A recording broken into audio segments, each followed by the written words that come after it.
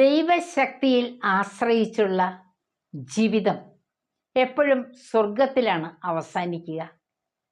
ഒല്ലൂർ മഠത്തിൽ ജീവിച്ച് അനേകർക്ക് ഇന്ന് അനുഗ്രഹം വർഷിച്ചു കൊണ്ടിരിക്കുന്ന യൂപ്രാസ്യാമ്മയുടെ ജീവിതത്തിലേക്കൊന്ന് കടന്നുചെല്ലാം.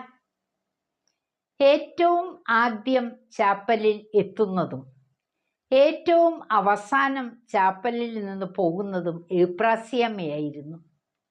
ഇരുന്ന് പ്രാർത്ഥിച്ച കസേര ഇന്നും അവിടെയുണ്ട്. യൂപ്രാസ്യാമ്മ പറഞ്ഞിരുന്നു, എൻ്റെ ഏക ആശ്വാസം ഈശോയുടെ അടുത്തെത്തുന്നതാണ്. എൻ്റെ ഹൃദയം അങ്ങേയ്ക്കായി കത്തിയെരിയുന്ന ഒരു തിരിയായി മാറട്ടെ. യൂപ്രാസ്യാമ്മയുടെ പ്രാർത്ഥനയായിരുന്നു. ആര് പ്രാർത്ഥിക്കാൻ ആവശ്യപ്പെട്ടാലും മരിച്ചാലും മറക്കില്ലാട്ടോ എന്നുള്ള ആശ്വാസവാക്ക്.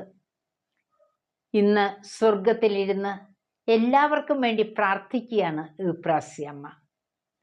നമ്മുടെ ജീവിതത്തിലും ഇതുപോലുള്ള മാതൃക പിന്തുടരാൻ നമുക്ക് കഴിയട്ടെ. നമ്മുടെ കുഞ്ഞുമക്കൾ വിശുദ്ധരുടെ മാതൃക സ്വീകരിക്കാൻ മാതാപിതാക്കൾ പ്രചോദനം നൽകണേ.